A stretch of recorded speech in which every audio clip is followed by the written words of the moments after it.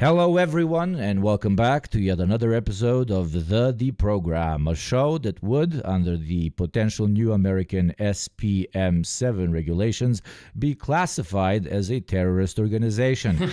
Today, we have acclaimed journalist, author, fellow mask wearer, and content creator rights activist with us, Taylor Lorenz. Taylor, thank you for taking the time to come on the show.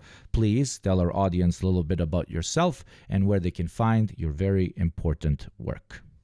Thank you. Yes, I'm an American journalist. You can find me on YouTube, pretty much every social media app out there, Instagram, TikTok, X. I also have a Substack called User Mag, where I write about sort of tech and online culture news roundups. And I make content and do journalism about sort of internet culture, influencer culture, the attention economy, and also a lot about like privacy and surveillance and free speech and civil liberties online. And I've been doing journalism for about 15 years. And I quit my full-time job just about a year ago, actually, this week. Feels good, right? Very liberating. Or are you already regretting it?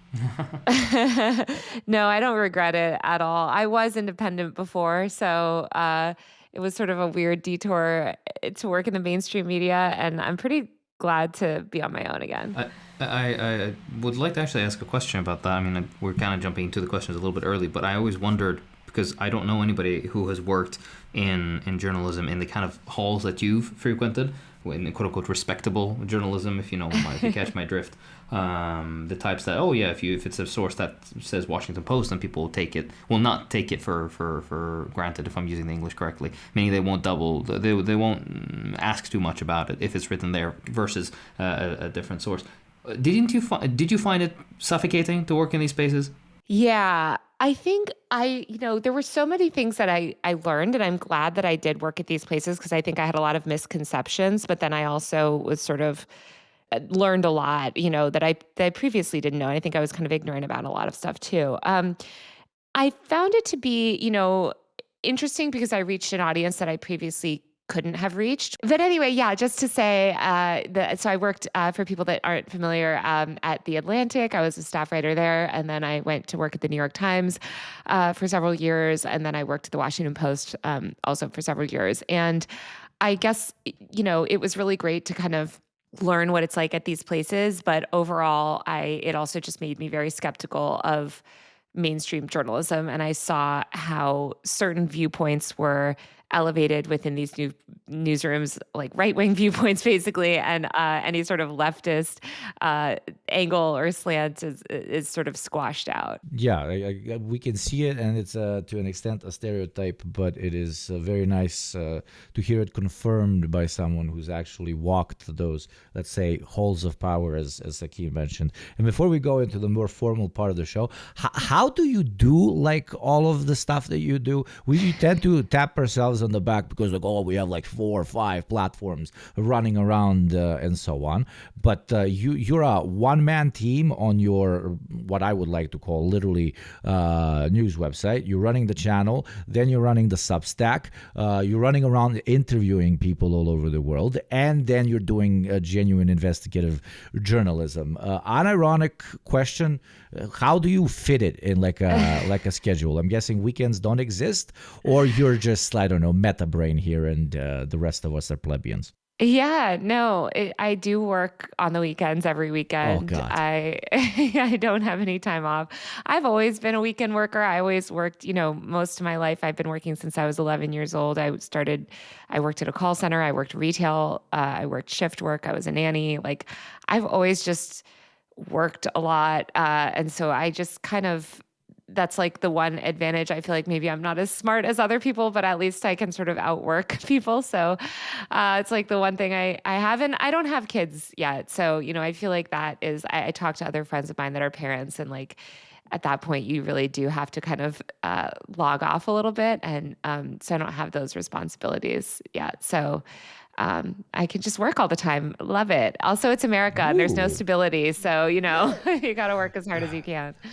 Especially now that you're completely independent, the Yes. early on grind set is very hard. Especially like massive growth when you tell people you're going independent or starting a new project, and then maintaining the financial stability of that first spike is always a hassle. But with the amount of quality that you constantly putting out, I think it is very very much so possible. But let's move into the conversation proper. We don't have you here for long.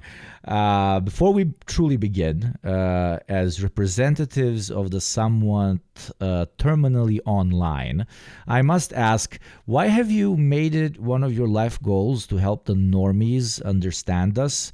Don't you think we should remain separate but equal, a sort of healthy apartheid between the grass touchers and the doom scrollers? I think the internet is just increasingly reshaping our entire world. I think like online culture is just mainstream culture now. It, completely defines our political ecosystem, our economic ecosystem, our cultural landscape. So I think it's really important to understand the internet, and for people who don't understand the internet to recognize the importance of it. And also for people to recognize like the good and the bad. I think a lot of tech journalism is very like moral panicky about the internet, and it kind of can lead people into bad places. I think it's good to like criticize the internet and help people understand like what's bad and what's good, so that we can like eliminate the bad part. I mean, ideally eliminate like the billionaires and all sort of their Yeah. influence on the internet, and build like more equitable like tech ecosystems. I'm very much a tech optimist. Like I do believe in a better Same. world through technology, and like but not when the people that are currently in charge of it are in control. So I think I want people to love technology as much as I do, but also, be skeptical of these systems. And you're very good at streamlining kind of the difference between blaming, let's call it a tool, and categorizing it as morally good or morally bad, while completely avoiding the question of who is controlling the tool, who's carrying the tool, and what purpose is he, she, or them using the tool for. Which is the most like a hyper simplified conversation that usually dominates every sort of analysis, especially of tech. We have either I'm not throwing any shade at them, but lefties, right? I'm going to do some self-crit. We see Silicon Valley, we see all of these monsters at this point are trying to divert the development of technology into better, faster, stronger drones that can blow up more weddings per dollar, and that leads people to wrongly start painting in a kind of like a Luddite way all of technological development is necessarily negative, and turn into these like weird on-prems that, I don't know, mail bombs to people in the mail. You know who I'm referring to here, of course. And it's very important to kind of draw the distinction between a tool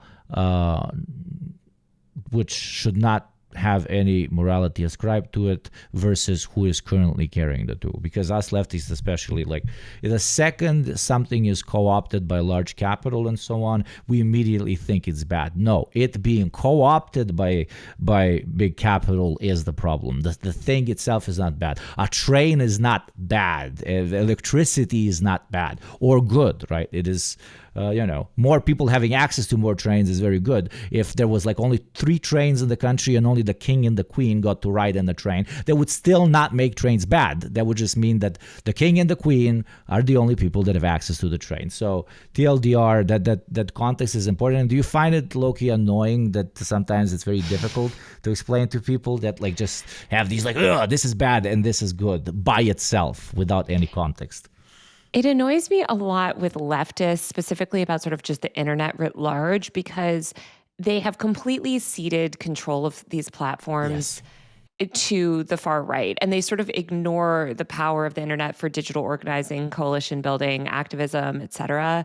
And I think that's a huge mistake. I mean, not only is that I would argue the internet is overwhelmingly like a liberatory force generally, not necessarily in a lot of its current iteration and not necessarily on certain platforms, but like we don't want to, I see so many people on the left supporting like banning the internet, banning people under the age of 18 from accessing the internet, like instituting age verification, like banning apps like TikTok, et cetera.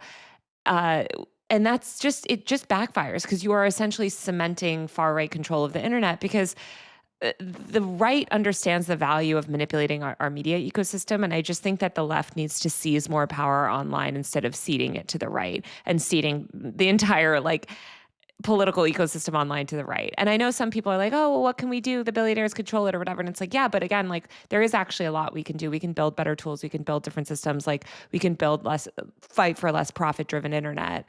And fight against surveillance, which is what a lot of this like moral panic stuff ends up resulting in. Like if you support age verification, you support identity. That is identity verification. You support removing anonymity from the internet.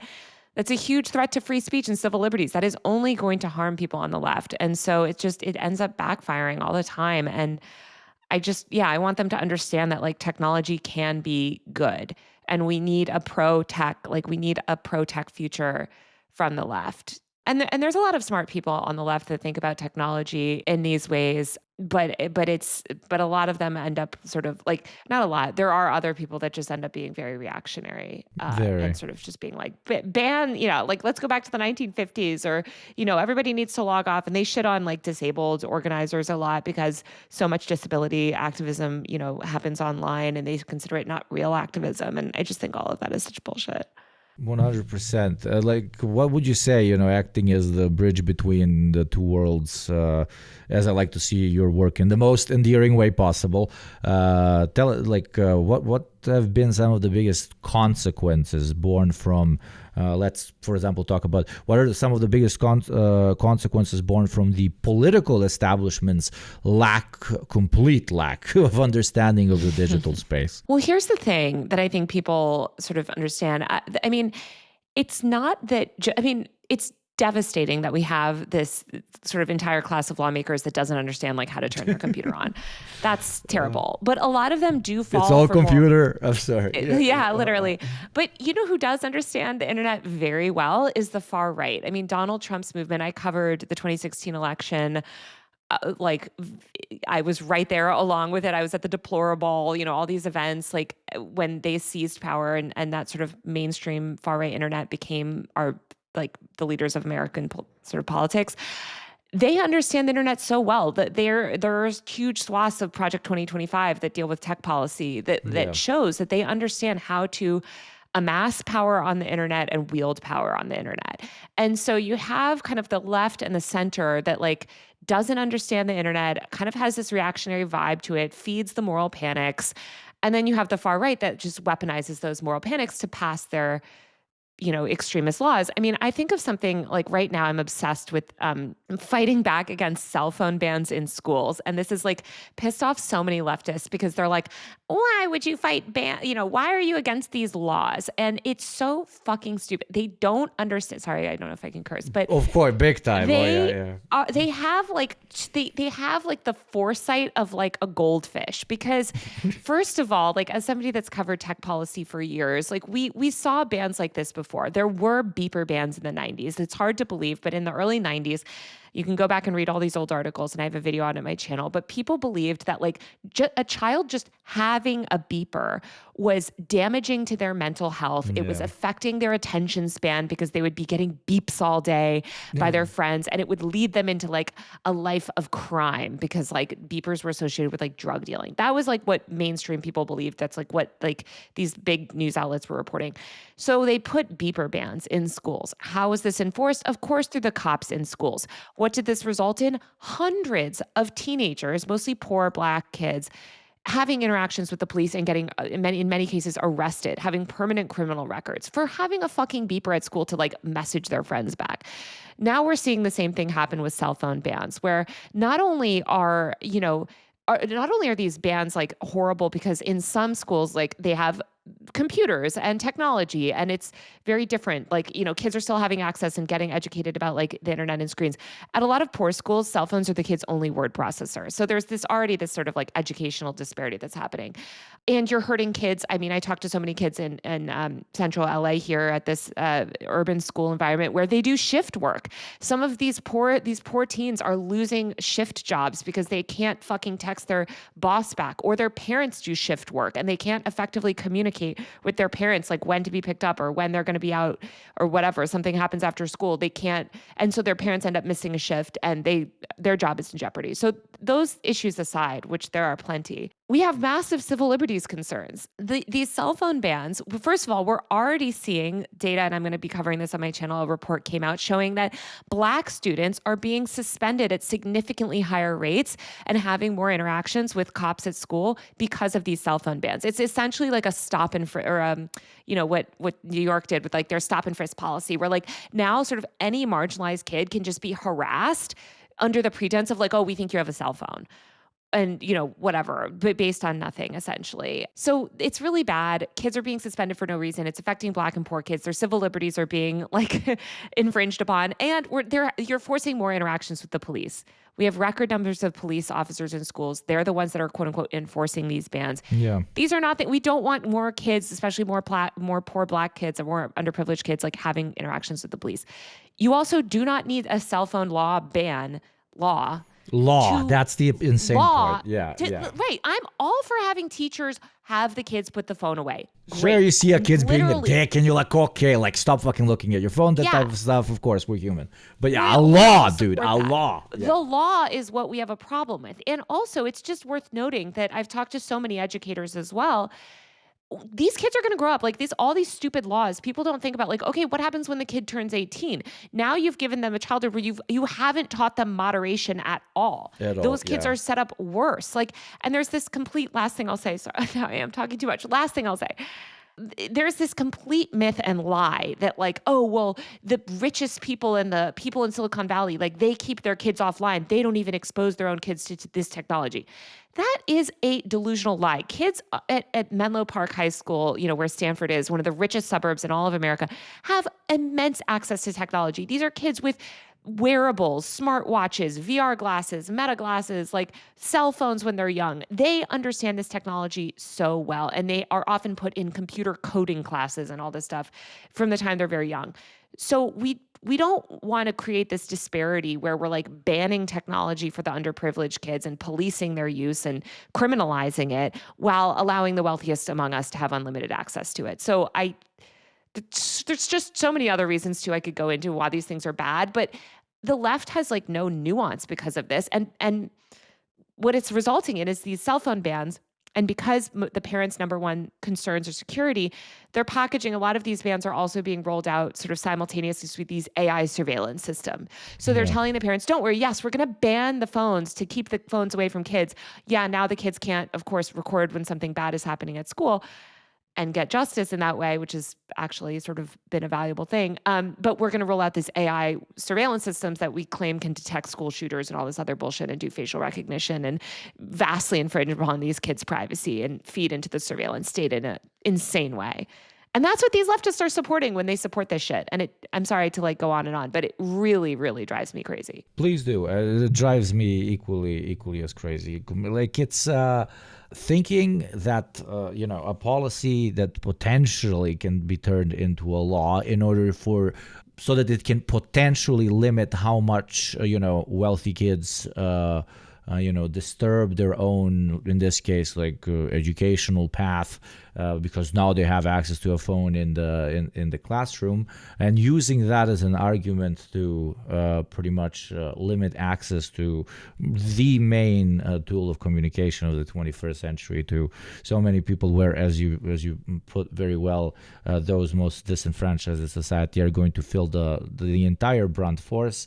And to an extent, like even I fucking hate this word. Sorry, it's very American, but in a negative way, American. Normalize, but I'll still use it to just normalize utilizing the law as a means through which we can kind of define what is proper and improper use by civilians of technology is completely unhinged. While conversations about how the owners of all of these massive tech companies get to direct basically the destiny of our new era of industrialization, that's a conversation we never get to have. And a leftist to like be so hyper focused on how to increase greater and greater policing of everyday working people, or even people that are not even working yet, completely misses the forest for the trees, because the conversation should always go back to who owns the tech, who directs the tech,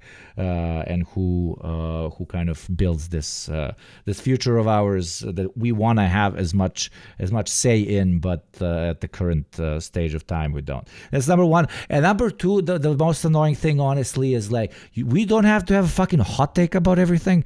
Why does a leftist have to be like fucking bans of phones in schools is a very good thing. I want the law to stop tech because tech is currently co-opted by capitalists and that is bad, etc., etc. You don't they don't have to have an immediate.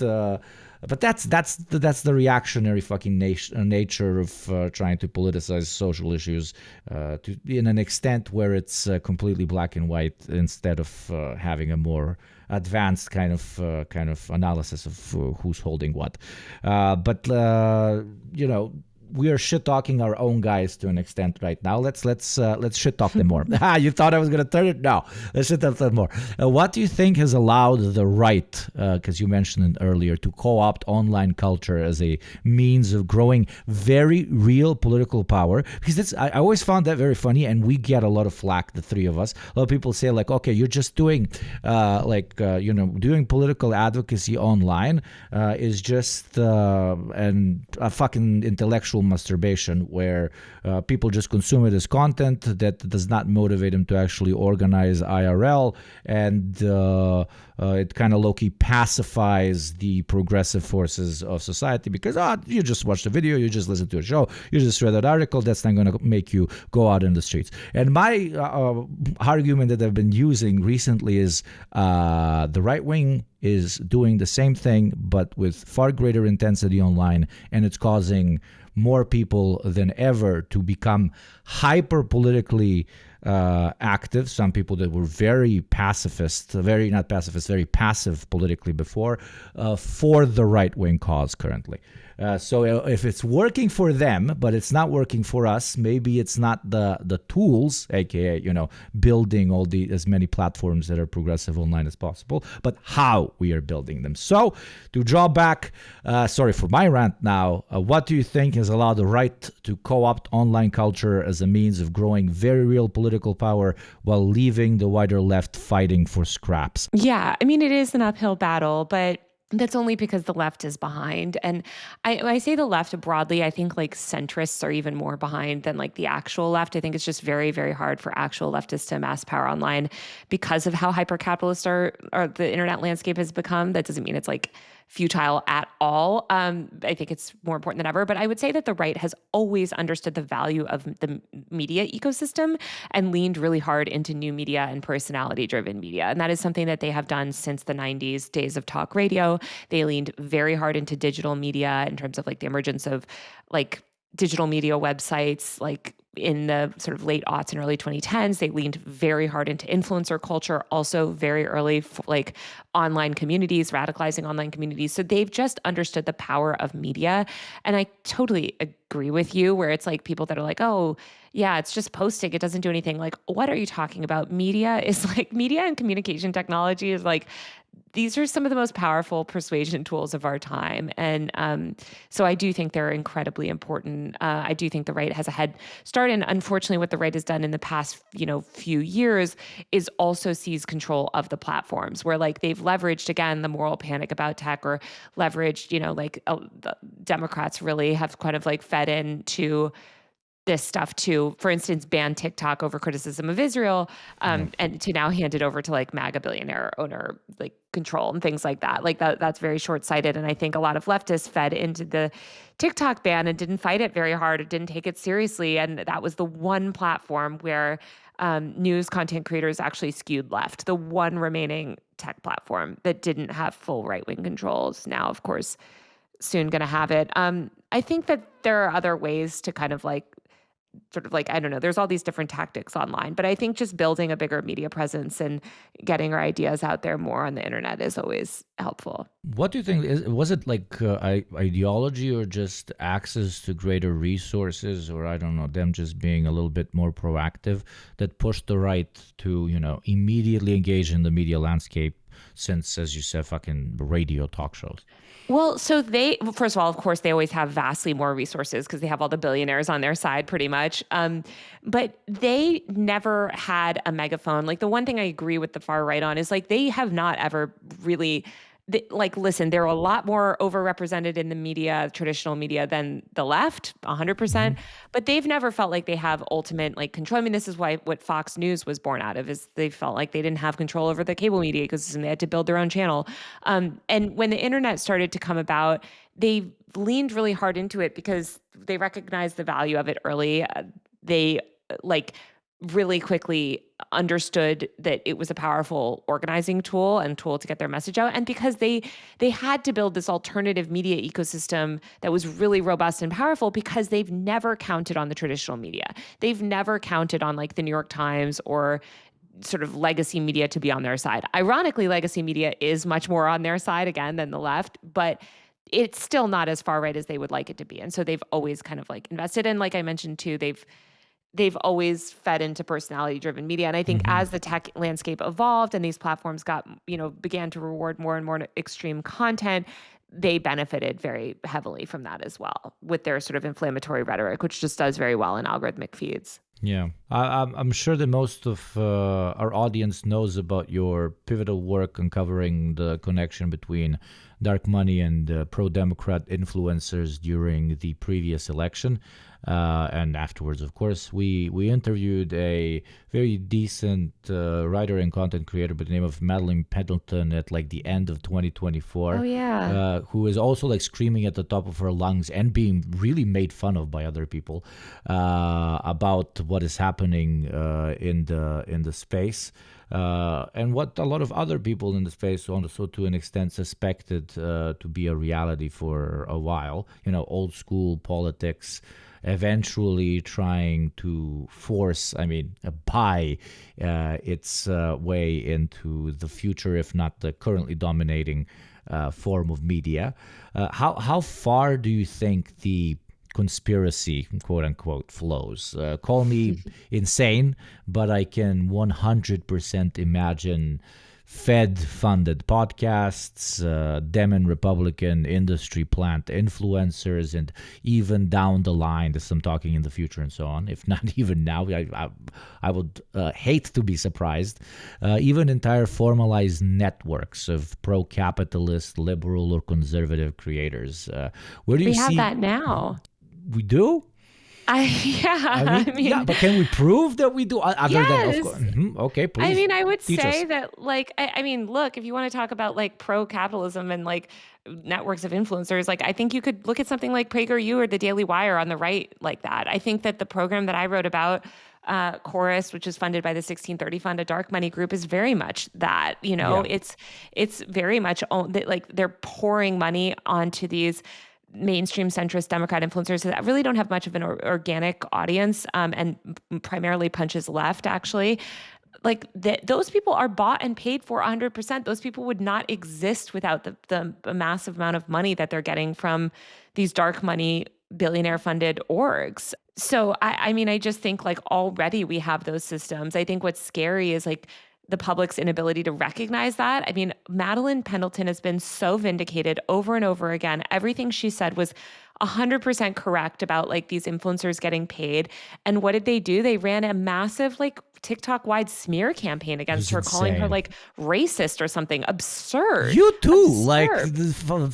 Oh yeah. Well, my people smear that I, campaigns are how do crazy. some, Yeah. yeah, but how do some of those people have 100,000 followers or even 1 million followers? Or like they're on a, I mean, that explains it. Okay, But they're now I'm getting money. reactionary, but it's because they're insane and also Yeah. because they're getting money. Yeah, They're sorry, they're please. insane, and look, like lies always spread further than the truth, but more importantly, they're catering to power. And so you have these influencers like Suzanne Lambert, who calls herself the liberal Regina George. You know, this person who's like a complete like failed comedian, like random loser type person. But you know, she's getting tons of money from these really dubious groups, and you know, failing to disclose that to the public, right? And then using it to sort of promote herself in a very inorganic way. This is not somebody that has any sort of organic fandom outside of, you know, conservatives, basically. And you can just look at the, you know, down the line, you see this repeat over and over again with all these influencers. Like, I don't know. It's just like it's hard to cover it because, like you said, it's like it's so aggressive and the smear campaigns are so well funded. I just want people to like wake up, but they leverage things like misogyny, like Miss Madeline, myself, like other women that call this out, and it is a lot of women that end up reporting on this stuff. Like they are completely. I mean, Kat Tenbarge is another one. Like they are just piled on with just obscene levels of misogynistic hate and false accusations to the point that, I mean, it's just Gamergate, basically. It's like Yeah, yeah. 24/7 perpetual Gamergate. Nonstop. And what concerns me, like on top of that, is that you mentioned, you know, the Daily Wire, PragerU. We talked about them on the show like 700 million times. But to an extent, you're like, okay, these like far right reactionaries, obvious all money, blah blah blah. Like the chuddiest of chuds listen to them. There's, you know, no going back there. That's, you know, clear cut. What's far more, what's far darker, pun intended, is when the money, oh my God, I'm on a roll, is when the money is far more quiet, and when it is seeping into these people that present themselves, unlike Ben, you know, I can't believe I'm going to say a fucking sentence like this, but unlike, for example, Ben Shapiro, that very openly says he's a right-winger conservative, kill women and so on. But the other group of people, those who pitch themselves as serious analysts or people that pursue the enlightened centrist path, or those that are, you know, on the center, towards the left, whatever way they want to phrase themselves to be and so on, acting like agents of paid for agitation and propaganda of, be it some like incredibly wealthy organization or be it a political group, is something that we, even people that like are quote unquote terminally online, will be struggling in noticing.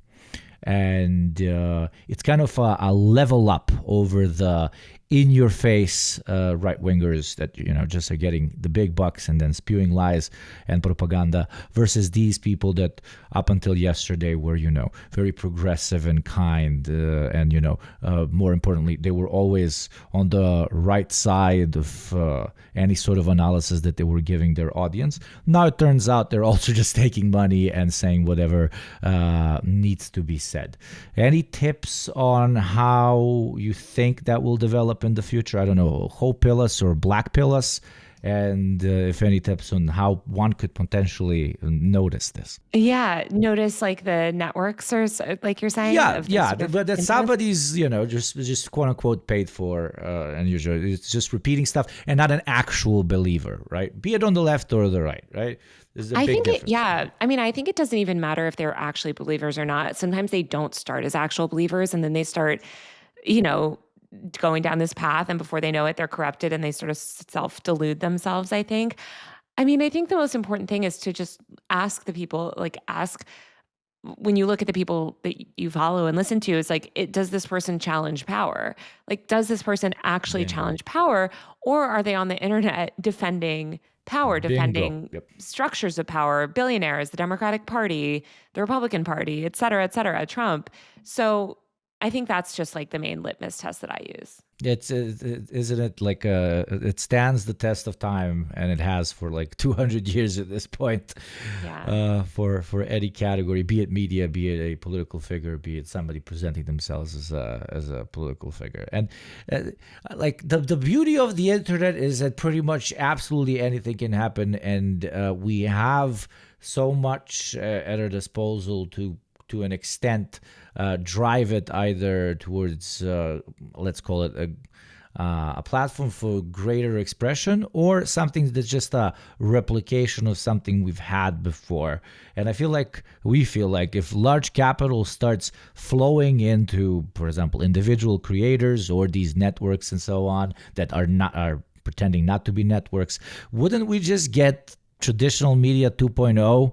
Not individuals running their own communities like we do now, but like large overarching corporations printing out influencers like some sort of K-pop soda machine. Is that even possible? Wouldn't people feel that somebody's not a real persona? I want people to start recognizing that these people are frauds, and I hope that they start. But no, I mean, what you're describing, which is replicating the traditional media and building gatekeepers, is exactly what the Democratic Party is trying to do on the internet. Like, the one thing about the Republican Party at least sort of is able to recognize like when someone is getting organic support online, and even if they sort of disagree with them or previously considered them fringe, if that person gets enough, like is sort of starting to get hype online, they will just like ride that hype and like sort of put gasoline on it.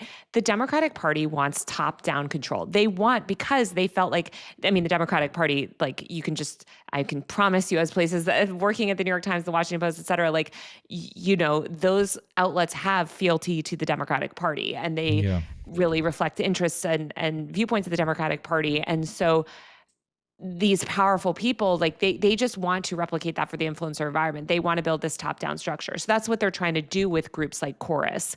They're trying to build that top-down gatekeeping structure where they think, okay, well, if we just build an influencer environment that we can control, then it'll be fine. And simultaneously pass all these restrictive internet laws to make it so that no sort of leftist can ever amass power online. Yeah, but hasn't like every corporation under the sun tried to, integrate itself as a kind of organic presence on the internet, and they've never managed to do so. To such an extent that they just went like, okay, fuck it, like the emergence of, I think you also commented on this, the emergence of all of for example, Twitter accounts or Instagram accounts where like a brand like, I don't know, Skittles does not post at all about Skittles, but is like going on rants about, I don't know, budget airlines or some shit, and just trying to be as relevant as possible. If corporations with unlimited budget and very often employees that are somewhat digitally astute couldn't manage to create kind of an organic presence online that people will believe is true and not just like marketing, how will political organizations manage to do the same? What I'm trying to say is, of course, they'll manage to amass bigger and bigger presence. They're going to build up all these networks and everything, more sophisticated as you've covered it. But isn't it always going to be very obvious that these people are just like parroting talking points? I want it to be obvious, but like, I don't know. And I just say that because like I've been targeted in so many smear campaigns by these people, and I want to like shake them and be like, hello, like guys, like none of this is based in reality, and people don't think critically on the internet. Like they truly just like believe the last video that they saw, and I think it's only going to be made worse by AI. So I don't know. I hope that they can see through it. But at the same time, I don't think I don't think liberals can see through it at all right now. I mean, liberals especially, I think, are like the biggest marks possible online. Like it's terrifying. Yeah. If we were sellouts, I would definitely hit libs. That's just an eternal money-making machine. I swear to God.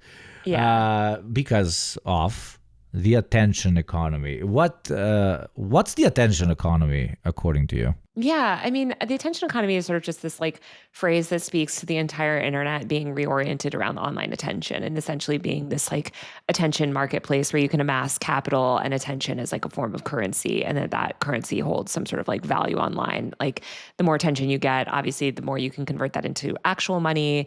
You can use it to launch your political career. You can use it to pretty much do whatever you want, do your own media company, launch your own brand, like get your message out, really, yeah, whatever goal you want to achieve. It's very interesting that certain creators have still managed to create a very large presence, sometimes even as large as that of massive right-wing networks that are getting, for example, oil money or dark money, et cetera, et cetera.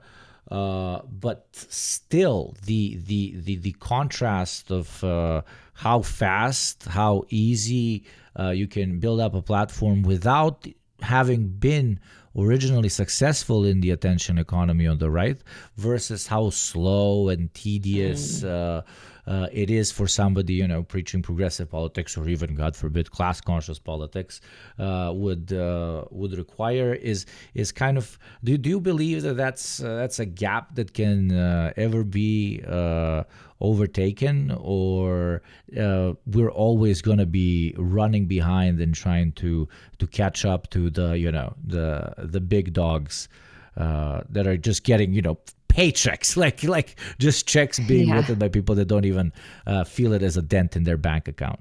I think it's always going to be hard, but I do have to believe that it's possible, I guess, just because I do believe in a working class movement. I do believe that I think it's just about sort of collective power. Yeah, it is hard to go up against people with this amount of money, but ultimately their message sucks. If you peel back the curtain, right? They spend a lot of time pushing moral panic outrage and culture war bullshit and just stupid conspiracy theories and stuff because their message sucks. It's not popular. And I think our message is popular, which is the basic standard of living for everyone. Crazy. Pretty universal health care, things like that. I don't know. These are things that most people want. And I think that the right has done a really good job of sort of distracting them and, feeding them bullshit. And I think the Democrats do a good job of saying oh, that's not possible and capitalism, whatever. But I think more and more people are seeing through the system and recognizing that both political parties are selling them out. Pretty much. You talk and write a lot about the importance of having a small digital footprint and the right to digital anonymity. And as the resident guy whose face, name, and exact nationality or location nobody knows, Hakeem is the same. I obviously agree, but can also see how it can go the other way. I could very easily just be a paid shill for a random government or some very wealthy think tank. A completely manufactured character with a boosted platform being elevated to relevance only to parrot whatever rich guy or political group wants me to parrot. So where is that fine line between the very real right to online anonymity and proof of legitimacy, do you think? I honestly don't know. Just one thing is for sure, I am not giving my ID so I can log into a questionable website, Britain. Exactly. Yeah. I mean, look, I famously exposed libs of TikTok or whatever reported on her identity. I think if you amass a certain amount of power and influence in the political system, people should probably have a sense of who you are. Mostly if you're with her, she was directly shaping state legislation around LGBTQ issues, and then later was appointed to a government position. It's we need to know who the people in our government are shaping our government.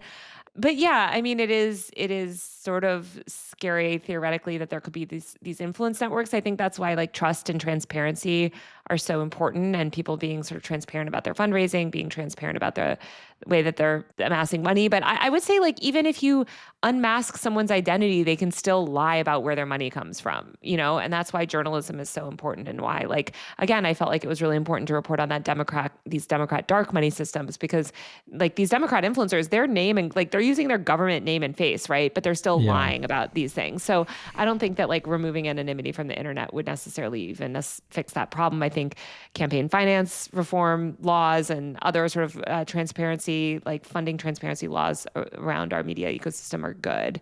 Makes sense. You end your, in my opinion, very good book that everybody should read by asking what happens when everyone is a creator, which everybody's coming from a goddamn job. Goddamn it.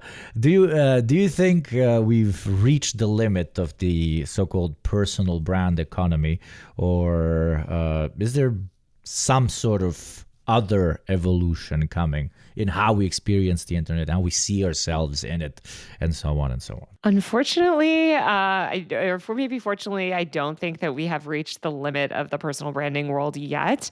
I think that the media environment is only going to get more digital and more distributed. I do think like the rise of AI and synthetic content will undeniably like shape that to some extent, but I don't think that people are going to get less. Like I think it'll actually maybe even feed the need for kind of like more human to human connection. Beautiful. For the normies, what is synthetic content? Like like fake AI generated content. And even with it, you don't think the human creator will become obsolete? I think some human creators will undeniably become obsolete, like people making, like, I don't know, like UGC content or whatever. Yeah, but I don't think it's going to make like all people obsolete. Like, I think that people are going to still want human connection, basically. Yeah, it's like saying, "Oh, nobody's gonna." I mean, this is cliche that I'm about to say, but for our audience, and now I am what's the word? Talking down to our audience. Very very professional of me. It's like saying, "Oh, they just invented the camera. Nobody will ever paint again." Yeah. Type of shit. Yeah, no. That's on the side of the creator perspective, but to move as we move towards closing down for the evening / morning / afternoon, we started out talking about journalism in particular, particularly the decline of traditional journalism and rise of influencer media. Especially when it comes to who sets the public agenda. Do you see that as democratizing or destabilizing to the idea of a shared democracy or reality or whatever you want to call it? It is destabilizing to the idea of a shared reality, undeniably, because I think people are just getting their information from it's like a wider range of sources that are presenting them with a wider range of views. But I do think it's overwhelmingly democratizing. I think it's good in a lot of ways, obviously bad in other ways. The problem is we really have no media literacy, and so that's dangerous. Like we're entering into this new world that people are sort of unequipped to handle. But I would argue the previous system was so bad and so corrupt and so terrible that like we should not seek to replicate that. We don't want to go back to a world where our entire media is controlled by like 5 corporations in a trench coat or whatever. And like I have to think that this world is better. And yes, the tech companies are becoming new gatekeepers in some sense, but like the internet is vast, and I think it's really important to support independent voices that are doing like good work in actual journalism, because I think it just helps strengthen that sort of part of the new media ecosystem. It especially requires constant contextualization. Another of the first points that we were covering, because you will have leftists that will now either jump on the bandwagon, oh, we need to go back to traditional media because like everybody was properly sourced. Then you will even have reactionary journalists that participate in this sort of sense of elitism, let's call it, where they completely brush off every plebeian who writes an article online without having been published by a big name, and so on. And on the other side, you have the very, very real and legitimate concerns about who, if my grandma reads, I have a perfect example. My grandfather was I think the audience might find this interesting. My grandfather was like a low-key intellectual, graduated university, was like a sports coach, traveled the entire world, then went back, was like under the social system, like a director of a big plant that made the heating power for the whole region, etc., etc. So a man that very established, very, very hard, blah blah blah. And then when he was, I think, like 72 or 73, we did the worst thing imaginable. We bought him a laptop and bought him internet. This man right now believes that there are Jewish aliens that are about to cleanse our Balkan Peninsula, so that they can repopulate them by like some other subspecies of lizard person. Honestly, I stopped listening after he started saying Jewish aliens.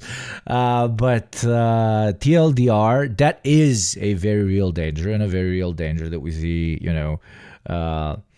developing, especially with people that are less adapt to using the internet. But I feel like, and correct me if I'm wrong, that the longer, like the more time passes and the more and more generations grow up with the internet, the ability for fringe, unhinged, conspiratorial, evil, reactionary voices to manipulate them the way they manipulated, quote unquote, the boomers will lower. And it's a problem that, to an extent, I really have to hope will solve itself.